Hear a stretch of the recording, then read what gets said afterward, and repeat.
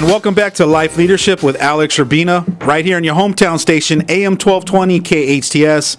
Joining us in studio is Deputy Tim Ferrone with the Santa Clarita Valley Sheriff's Department, and we're talking about the VIDA program.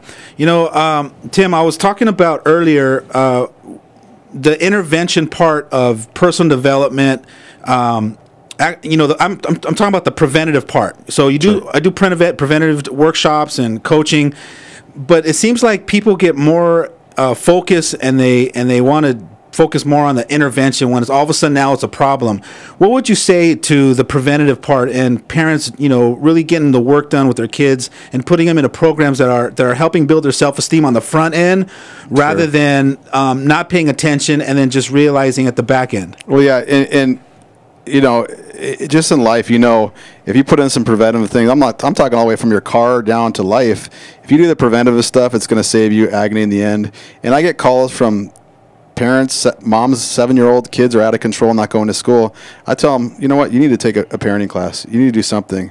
There's just a lack of respect, and there's a disconnect if your child's acting out at 7 and calling you names and that kind of stuff. So there's deeper issues, and they need to look into that. And if you do not start early, you will pay the price later on. And that's all from all the mistakes we make as parents. You know, I get parents telling me, yeah, I got divorced when the son was a 7 or 4, and it was no big deal, and he took it fine. And I do the assessment interview, and he's not fine. And I tell the parents, there is going to be a consequence of your divorce and some of the stuff that you've been doing. There will be a consequence, whether it's going to be when he's 4 or whether it's when he's 15, but it will rear its ugly head at some point, and you will pay. So you better do some preventative stuff. And preventative, I'm talking about be involved in their school. Monitor everything they do. Find out where their kids are, who they hang out with. If they're doing poorly in school, have them tested for different things, because these kids have issues. We do one-page handwritten homework assignments, and I'm telling you right now, I have kids that are in high school that write like they're in 3rd grade, and they just keep getting passed on, and there's no way they're ever going to get a job or get into college with their writing skills. I just circle and circle and circle and circle these papers, and it's literally like a 3rd grader was doing it. So we're doing it a disservice, especially as parents, if we just continue to put our heads in the sand and not look at the problems. We know that our kids can't write. We know if our kids can't read, we need to do something about it. And I don't care if you're the richest of rich or the poor of poor. We have rich and poor, black, white, Hispanic, Asian in our classes. It runs the gamut. So it's not just one race, one creed, anything. It's, you know, it's all over. And we need to be able to sit down with our kids, look at their homework. If we're not, shame on us. You know, one of the things you talked about was the divorce. You know, there's a lot of parents that get divorced, and they look at their kid, and their kid from the outside, they seem like they're okay. But they don't realize, the parents don't realize that the kids have worked really hard at putting on that face or creating that persona that everything's good.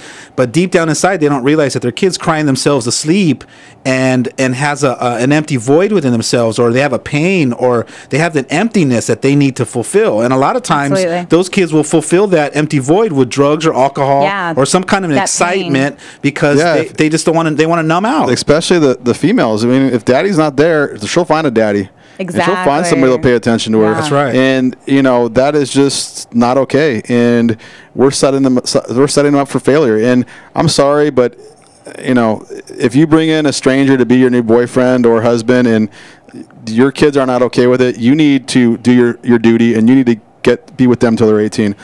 Your life can be put on hold. You already messed it up enough. Put it on hold. Make sure your kids get through. Take care of their business.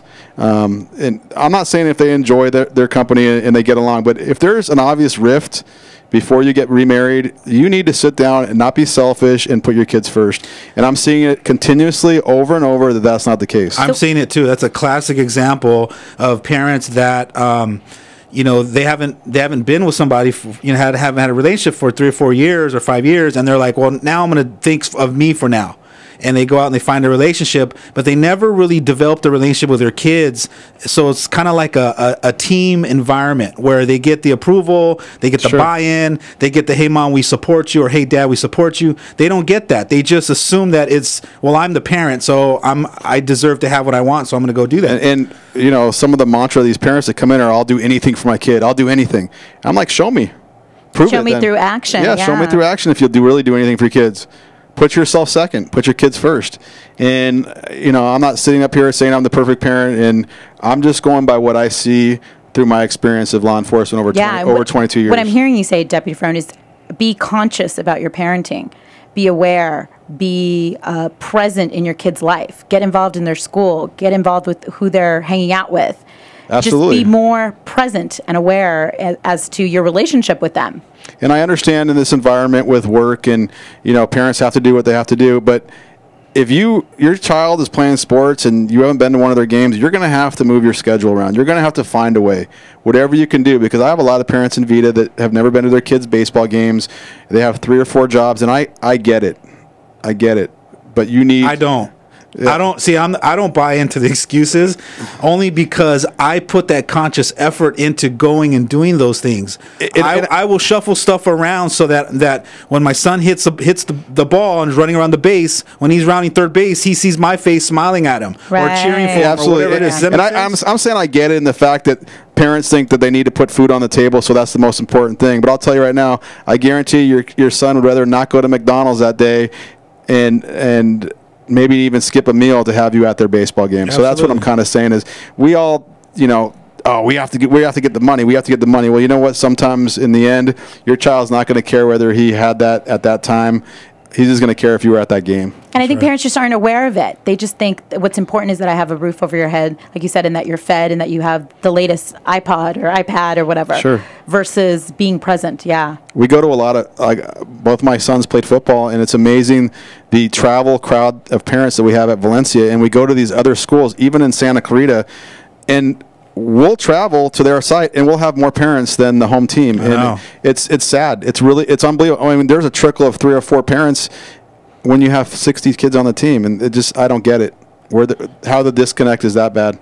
So we're having a great conversation today about the VIDA program. Stay tuned for more. You're listening to Life Leadership with Alex Urbina right here on your hometown station, AM 1220 KHTS.